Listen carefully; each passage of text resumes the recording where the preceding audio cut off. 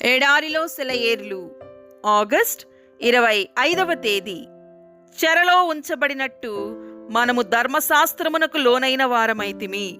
గలతీయులకు రాసిన పత్రిక 3వ అధ్యాయము 23వ వచనం. గతించిన కాలంలో దేవుడు ధర్మశాస్త్రం అనే శిక్షకుని కింద మనిషిని ఉంచి దాని ద్వారా విశ్వాసానికి దారి సిద్ధపరిచాడు.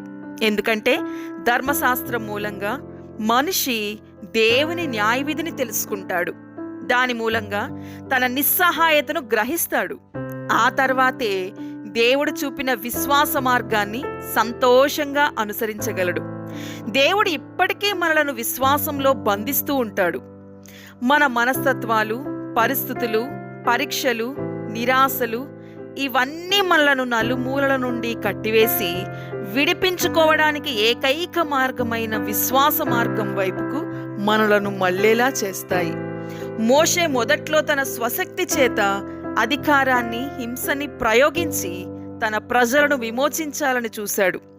దేవుడు అతన్ని 40 సంవత్సరాలు అరణ్య ప్రదేశంలో బంధించి ఉంచాడు. అప్పుడే మోషే దైవ కార్యాలు చేయడానికి సమర్థుడయ్యాడు. పరిశుద్ధాత్మ పౌలు, సీలలను ఐరోపాలో సువార్త చెప్పమని ఆదేశించాడు. వాళ్ళు ఫిలిప్పీకి చేరుకున్నారు. కొరడా దెబ్బలు తిన్నారు, చెరసాల పాలయ్యారు, బొండ కొయ్యలో బందీలయ్యారు. కారు చీకటిలో ఆయనకు స్తుతి గీతాలు పాడారు. దేవుడు వారిని విడిపించాడు. యోహానును పద్మాసు ద్వీపానికి ప్రవాసం పంపించేశారు. విశ్వాసంతో అతడు బందీ అయ్యాడు. అలాంటి బంధకాలు లేకుంటే అతడు దేవుని మహిమాన్వితమైన దర్శనాలను చూసేవాడు కాదేమో. నీకు ఏదైనా పెద్ద ముప్పు వాటిల్లిందా? ఏదైనా గొప్ప నిరాశ గాని, నష్టం గాని, చెప్పలేనంత దిగులు గాని సంభవించిందా? కష్టకాలంలో ఉన్నావా? ధైర్యం తెచ్చుకో.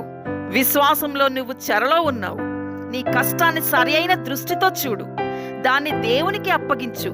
అన్ని విషయాలు సమకూడి జరిగేలా చేసే దేవునికి కృతజ్ఞతాస్తుతులు చెల్లించు. ఎన్నో దీవెనలు పొందుతావు. సాధారణ పరిస్థితుల్లో కనిపించని దీవెనలు, సహాయము, దేవుని నడిపింపు నీకు కనిపిస్తాయి. నీ చెర మూలంగా నువ్వే కాక నీ చుట్టూ ఉన్న చాలా మంది గొప్ప వెలుగును, దీవెనను పొందుతారు. దేవుడి మాటలను దీవించునుగాక. ఆమేన్.